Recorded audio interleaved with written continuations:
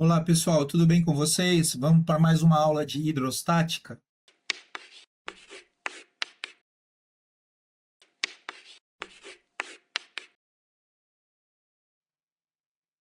Bom, como vocês puderam ver aí, hoje o nosso tema é empuxo. Ele atua nos aviões, ele é responsável pela flutuação das grandes embarcações. Toda vez que você mergulha numa piscina, você se sente mais leve por conta dele. Essa força que é sempre vertical para cima e que atua nos fluidos, ou seja, nos gases ou nos líquidos.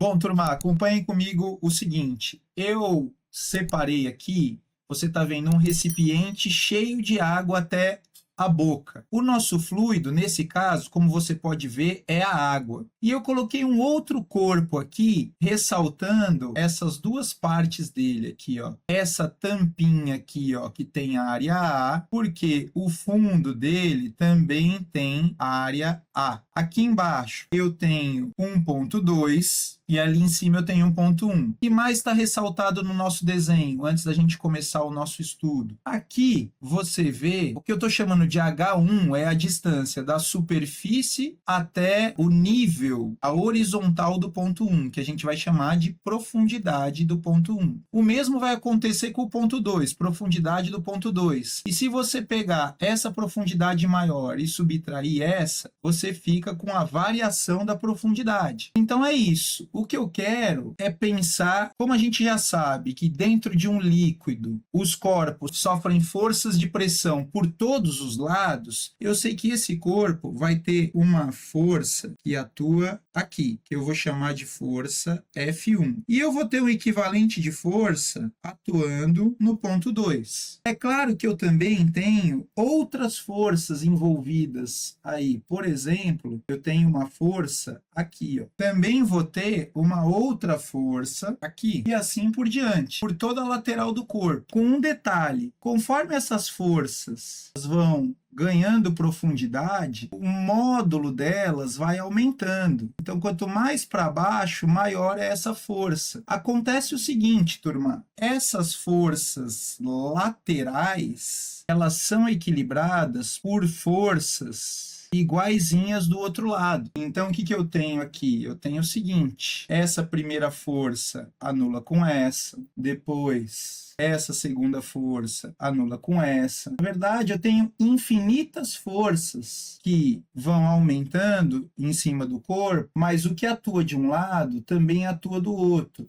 E o que acontece é que a resultante nas laterais desse corpo nem entram no nosso estudo. Importante mesmo são as forças verticais. Então, aquela força que eu coloquei no ponto 1 e agora essa força eu estou chamando de força no ponto 2. Perfeito? Vou tirar meu rosto agora da tela para que a gente consiga fazer um estudo mais atento aqui. O que a gente quer é calcular uma força resultante. A gente já sabe que resultante é a força maior menos a menor. Quem ajuda menos quem atrapalha. No nosso caso, a força maior é no ponto 2, a força menor é no ponto 1, na parte de cima do corpo. Eu vou fazer F2 menos F1. F2 menos F1. Como eu vou calcular essas forças? Essas forças eu vou ter que lembrar lá da definição de pressão. E a definição de pressão me diz que a pressão é a força perpendicular a uma certa área. E a gente está buscando calcular a força de pressão. Se eu quero calcular a força de pressão, eu vou fazer a pressão naquele determinado ponto vezes a área. Voltamos para lá. Então, eu queria F2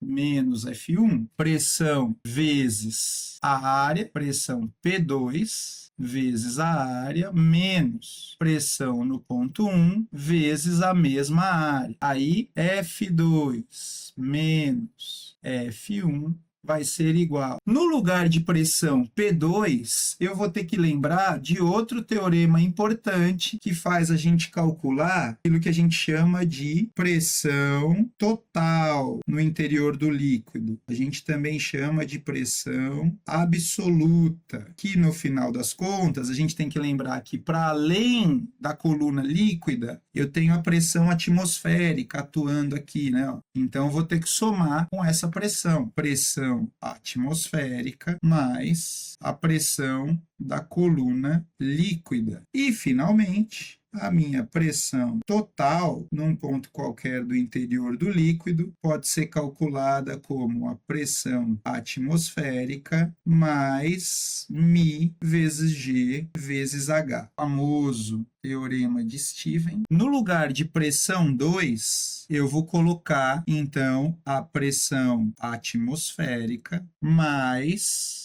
μgh, como é pressão P2, então vai ser profundidade H2. Tudo isso vezes a área, menos a mesma coisa para o ponto 1, pressão atmosférica mais μg, profundidade H1, todo mundo, vezes a área. Chegou a hora de aplicar a distributiva na área. Então, F2 menos F1 vai ser igual. Vou fazer a distributiva aqui na área, duas vezes, depois a mesma coisa para o outro parênteses. Então, vamos ficar com pressão atmosférica vezes a área, mais, aí é só distribuir, μg H2 vezes a área, menos pressão atmosférica vezes a área, menos μg H1 vezes a mesma área. Se vocês repararem agora, vai dar para perceber pressão atmosférica vezes a área de um lado, menos pressão atmosférica vezes a área de outro, vão ser canceladas. E aí eu vou juntar os termos em evidência. Então, a gente vai ficar com F2 menos F1 vai ser igual. Então, densidade tem dos dois lados, gravidade tem nos dois termos, a área também tem nos dois termos. E aí a gente fica com H2 menos H1. Pronto. Acontece que se a gente reparar bem, H2 menos H1, a gente já viu que é a diferença de profundidades. H2 menos H1 é o nosso ΔH, também conhecido como variação da profundidade ou diferença de cotas, que é outro nome que o pessoal dá para isso aí. E aí ficamos com, só vou copiar agora esse termo aqui, e aí olha lá o que apareceu. Agora apareceu o seguinte, ΔH vezes área. Se a gente voltar na figura, a gente consegue perceber que ΔH vezes a área é a área da base vezes a altura do corpo. E a área da base vezes a altura do corpo é o volume deste corpo, né? Então, isso aqui é o volume. E ficamos com μ vezes o volume vezes a gravidade. Isso vai ser F2 menos F1. Perfeito. Agora a gente vai analisar o nosso resultado final. E F2 menos F1, vamos relembrar que era a força resultante. E era uma resultante que era vertical para cima. Essa resultante que atua no centro de massa do corpo e que é vertical para cima, que é o que eu estou desenhando aqui, essa resultante é o chamado empuxo. Esse cara é o empuxo. Essa resultante, F2 menos F1, é o famoso